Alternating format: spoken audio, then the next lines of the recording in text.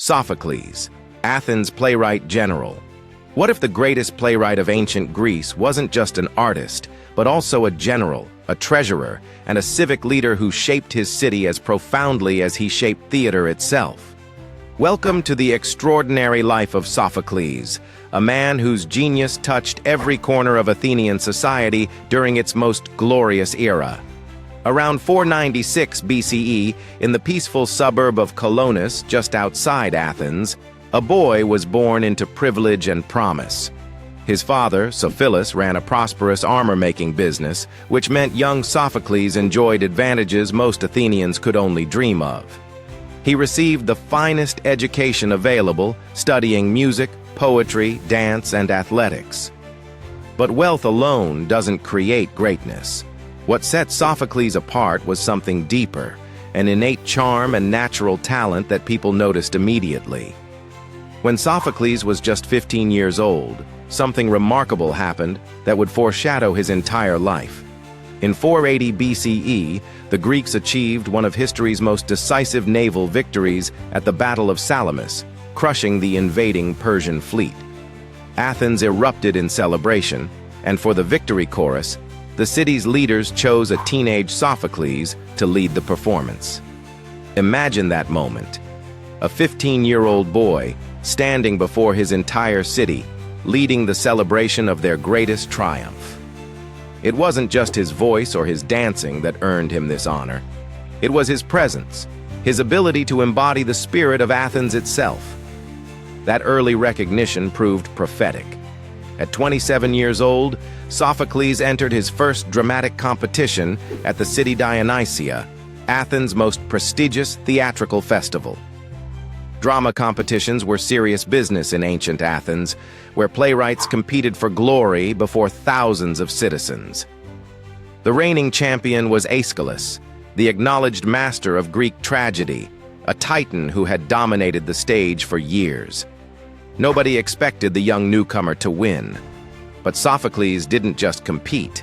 He won first prize, defeating Aeschylus in what must have been one of theater history's most stunning upsets. That victory in 468 BCE launched a career that would span more than 5 decades. Sophocles went on to write over 120 plays, though sadly only 7 complete tragedies survive today. What's truly astonishing is his competitive record. For more than 50 years, Sophocles never placed lower than second in the dramatic competitions. Think about that level of sustained excellence. Decade after decade, he either won or came in second place, never dropping to third. It's a record that remains unmatched in theatrical history. But Sophocles wasn't content to simply write great plays. He revolutionized the art form itself. Before him, Greek tragedies used only 2 actors, with the chorus filling in the gaps. Sophocles introduced a 3rd actor to the stage, and this seemingly simple innovation transformed everything. With 3 actors, playwrights could create triangular conflicts, more nuanced relationships, and deeper psychological complexity. Characters could interact in ways previously impossible. He also expanded the chorus from 12 to 15 members and pioneered the use of painted scenery to establish setting and atmosphere. These technical innovations served a deeper purpose. Sophocles developed characters with unprecedented psychological depth and moral complexity. His protagonists wrestle with impossible choices, caught between conflicting duties and values.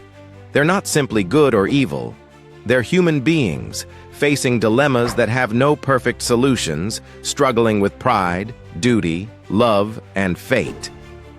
The plays we still read and perform today showcase this genius. Oedipus Rex tells the story of a king determined to save his city, only to discover he's the source of its curse. Antigone explores the conflict between divine law and human authority through a young woman who defies a king to honor her brother. Ajax examines a warrior's descent into madness and the meaning of honor. Electra revisits the myth of vengeance and justice. Women of Trachis explores jealousy and unintended consequences. Philoctetes grapples with betrayal and necessity. And Oedipus at Colonus, written near the end of his life, offers redemption and peace to the tortured king. Yet here's what makes Sophocles truly exceptional.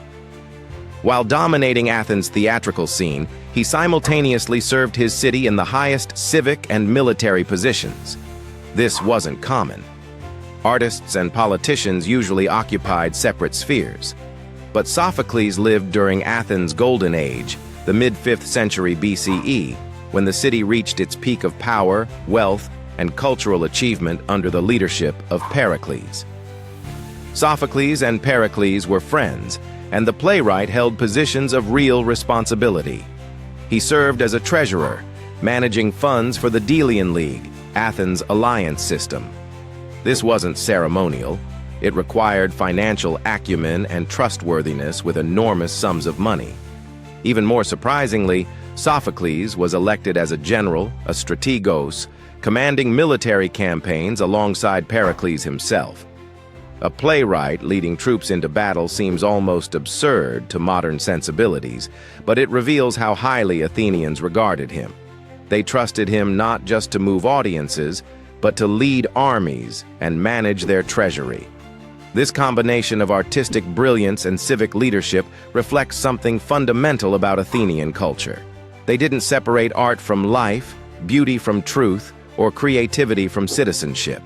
The same qualities that made Sophocles a great playwright, his insight into human nature, his wisdom, his ability to see complex situations clearly, made him valuable as a leader.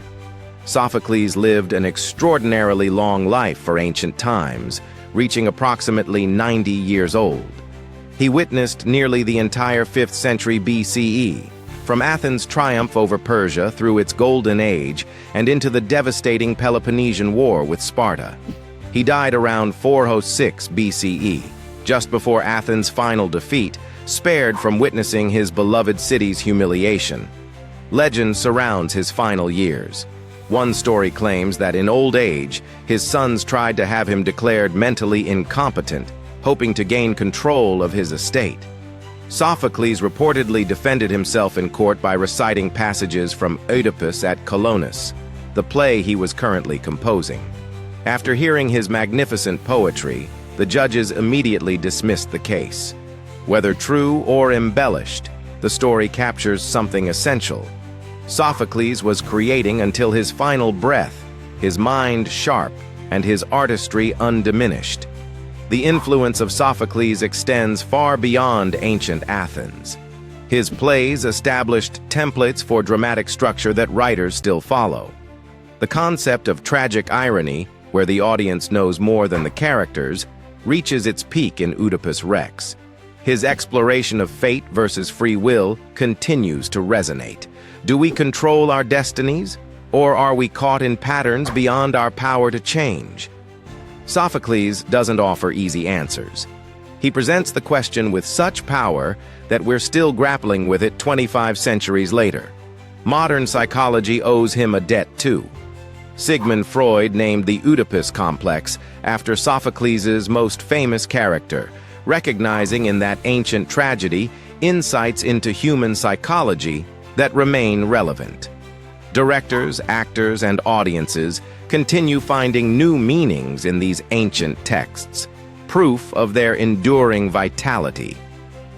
Sophocles shows us that excellence in one domain doesn't preclude excellence in others. He wasn't just a playwright or just a general or just a treasurer. He was fully engaged with his world, contributing his talents wherever they were needed. His life challenges our modern tendency toward narrow specialization, suggesting that breadth of engagement enriches rather than dilutes achievement. In an age of increasing division between art and politics, between creativity and civic duty, Sophocles reminds us these spheres need not be separate. The same wisdom that creates great art can guide communities. The same insight into human nature that moves audiences can inform leadership. Perhaps that's his most enduring legacy, not just the plays themselves, magnificent as they are, but the example of a life fully lived in service of both beauty and truth.